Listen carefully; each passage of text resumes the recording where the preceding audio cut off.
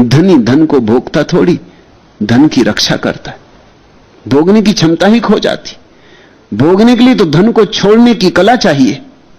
दो फकीर एक नदी के पास आकर रुके। उनमें एक फकीर सदा कहता था कि धन में कुछ सार नहीं, धन बिल्कुल बेकार है, और कभी धन पास नहीं रखता था।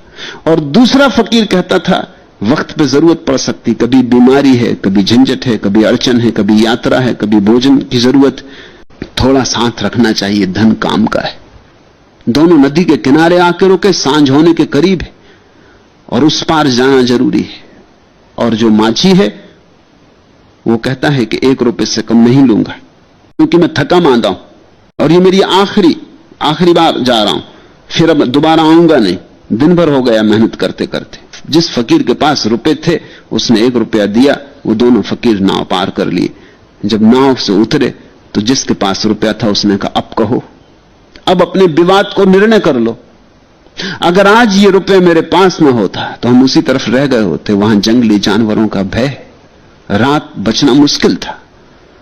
नदी पार उतर गए तो अब बच जाएंगे, अब धर्मशाला पहुंच जाएंगे, गांव आ गया, अब निश्चिंत होकर रात सो लेंगे। तुम क्या कहते हो?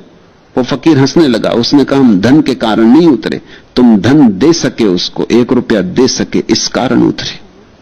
रुपया होने से नहीं उतरे, क्योंकि होने से क्या होता था अगर तुम देने को राजी न होते। उतर सके देने के कारण। विवाद फिर अपनी जगह खड़ा हो गया।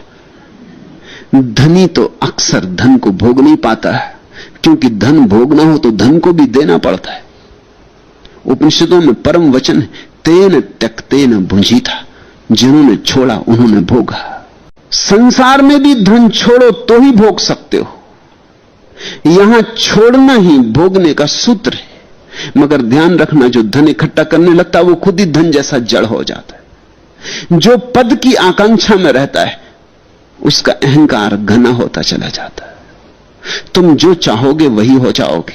अब ये उग्रसेन नगर श्रेष्ठी का पुत्र था, सबसे बड़े धनी का पुत्र था। राजगृह विहार की सबसे धनी नगरी थी, और सबसे धनी नगरी के सबसे बड़े धनी का बेटा था। लेकिन एक नट कन्या, एक मदारी की लड़की के प्रेम में पड़ गया तो मदारी हो गया। ये छोटी छोटी कहानियां बड़ी सूचक हैं, बड़ी मनोवैज्ञानिक हैं। इनको तुम ऐसे ही पढ़ लोगे तो इनका मजा, इनका स्वाद तुम्हें नहीं आएगा। इनमें धीरे धीरे उतरना।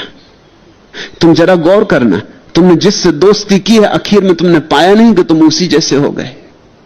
दोस्ती की तो बात छोड़ो, किसी से दुश्मनी भी अगर कर ली तो भी उस जैसे हो जाओगे, क्योंकि उसी का चिंतन करोगे, उसी का हिसाब रखोगे। वो कैसी चालें चल रहा है वैसी चालें तुम चलोगे। उससे कैसे रक्षा करनी इसका विचार करते रहोगे। सदा उसका विचार करते करते तुम भी उस जैसे हो जाओगे। दुश्मन भी एक जैसे हो जाते हैं, क्योंकि दुश्मनी भी एक ढंग की दोस्ती है। नट कन्या के खेल को देखकर उस पर मोहित हो, उससे विवाह कर नटों के साथ हो लिया। सुसंस्कृत परिवार का बेटा ऐसे गांव गांव घूमने वाले सड़क छाप मदारियों के साथ हो गया। मोह गिराता है, मोह उठा भी सकता है। अगर बुद्ध जैसे व्यक्ति से मोह हो जाए तो तुम्हारी आंखें आकाश की तरफ उठने लगी। तुमने जमीन पर सरकना बंद कर दिया। बुद्ध को देखने के लिए ऊपर देखना पड़ेगा, चांद तारों की तरफ देखना पड़ेगा।